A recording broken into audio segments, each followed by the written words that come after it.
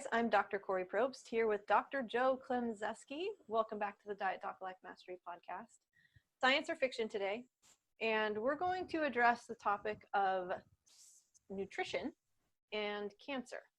And Joe, I think it goes without saying that nutrition just about affects everything that happens within our bodies, but when we get into something as complex as cancer, it's definitely worth a discussion in terms of what the research is showing and how best we can manage our nutrition in light of maybe a cancer diagnosis, or how we can help others who maybe have been diagnosed with cancer and need assistance with their nutrition.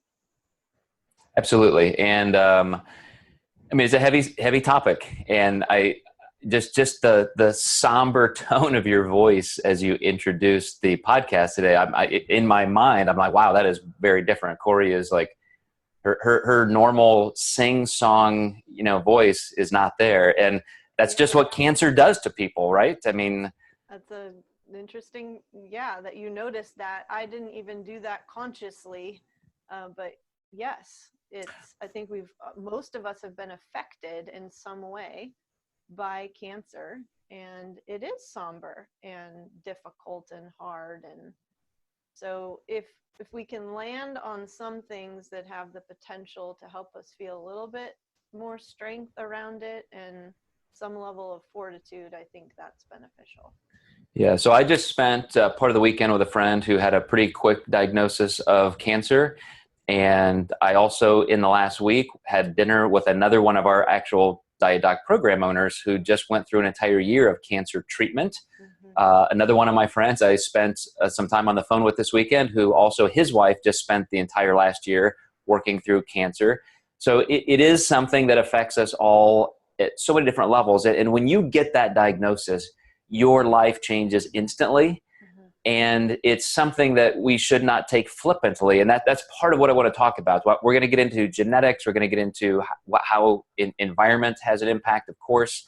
Our nutrition and diet is what we want to spend the most amount of time. But the first thing I want to talk about is where we get this kind of information that we're then going to base our behavior on, especially if it's your diagnosis or your loved ones. And I want to say, first of all, that with the same gravity that we started this topic, on, that should be everybody's way of approaching it, with a lot of respect, a lot of responsibility. Because as soon as we hear something proposed in maybe just pop literature, some headlines in news feeds, it seems like there are people always out there who immediately jump in with an opinion. And I'll give you an example. I remember when they first came out and said, hey, processed meats, if you have, you eat processed meat, you have something like an 8 or 9 times greater chance of getting pancreatic cancer, colorectal cancer, things like that. And I remember seeing so-called influencers jump online and immediately start picking it apart and saying, this is bullshit, this is ridiculous, there's no such thing because of this, this, and this. And these are not cancer researchers. These are Insta-famous people in the nutrition realm. So they have some respect. They have some following. And I'm thinking, just shut the fuck up. Like, you didn't do this research. You're not a member of any kind of cancer research organization. And you're going to pick apart maybe flaws, or at least areas that one study did not address, because it's not an entire compendium of all research. Every single study can only look at so much. And then because of those kind of opinions, people are going to say, oh, okay, that's not true, so I don't have to worry about that. Exactly. And then, Kori, you have on the other side of the continuum, you've got, holistic, quote unquote, practitioners saying everything causes cancer. If you have GMOs, if you our president just said windmills, the noise of windmills causes cancer, because he wants to scare people into his political position. So you get it on both sides. You get people scaring you to death, and you get people saying, no, there's nothing to worry about. And go ahead. I was just going to say, in a situation like that, it can become quite overwhelming for a lot of people. And then they jump ship. I'm not going to listen to anything, and I'm just going to try to figure it out on my own. And so what I think you're doing is speaking to having a level of receptivity, and I have sat across, separate the signal from the noise. I have sat across the table from dozens of people with new cancer diagnoses, husbands, spouses, people with the diagnosis themselves, not getting any sleep, worried if they're even going to be there for their children, desperate to do anything they can to beat cancer. And they are the ones looking tirelessly at this kind of information. And every time somebody puts out an opinion out there, whether it's an educated opinion or not, it takes up space and it's noise. Right. It may influence people's decisions in a negative way. And that's why I said there's a responsibility, because people's lives are on the line as they search for this kind of information. So talk to us, Joe, about the best place to start. And in my mind, as I think about this, it's lifestyle. It's not going out and finding these hyper weird, crazy things that, we can throw into our lives. It's let's start simply. So the three greatest things that we know impact your statistical relationship to cancer at every level of cancer is diet, your body weight, and your activity. Those three things affect every form of cancer greater than any other demographic point. Diet, body weight, and activity. Yep. And, they even measure systemic inflammation. That's a big thing. If you go to some of these nuanced, holistic, again, quote unquote, practitioners, that's one of the things they talk about is C-reactive protein, systemic inflammation.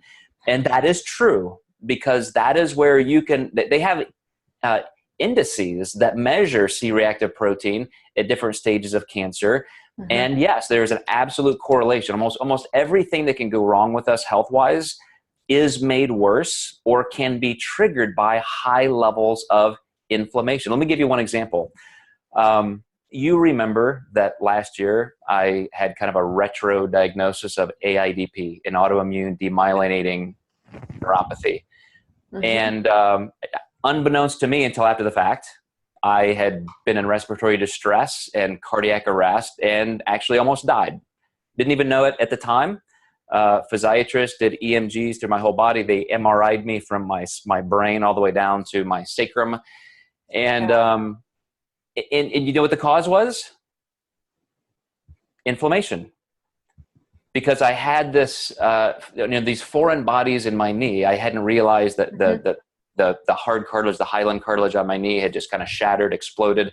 Thought it was a little minuscule tear that would take care of itself, or I would take care of it later. But anyway, long story short, C-reactive protein is a very big deal. It triggers some things in our body, and that has a lot to do with the things we eat. So if we have a diet high in processed food, high in sugar, high in saturated fat, if we're not working out, not being active, C-reactive protein is just higher. So it's the first thing to do. As I've again sat across the desk from newly diagnosed cancer people, the very first thing anybody should do is say, okay, I've got to really make sure my immune system can function most optimally. So even my friend who I had lunch with this weekend, we went out to lunch without any conversation about food. He doesn't order a beer with lunch. He doesn't order any dessert. He's not eating processed bread or anything. Not eating French fries.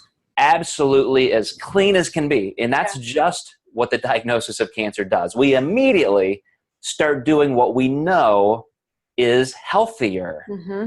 So a thought that I have is, when you get that diagnosis, how many people think back and say, oh my gosh, I wish I would have eaten a little better.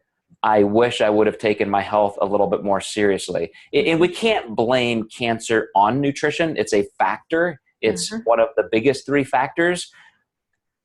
But isn't it always a little bit too late when we make those great big decisions like that? No, that's profound, Joe. I completely agree with you. So much of what I do personally and what I help to instill in my clients is this ability to ask themselves, like, how do you want to be living in 10 years, in 20 years? You don't want to be living a life of regret. And that's not to say, like, don't not have fun with your nutrition, but that too, that becomes very personal. Every time I eat, I'm thinking about how am I setting myself up for longevity and for energy. And absolutely, I agree with you.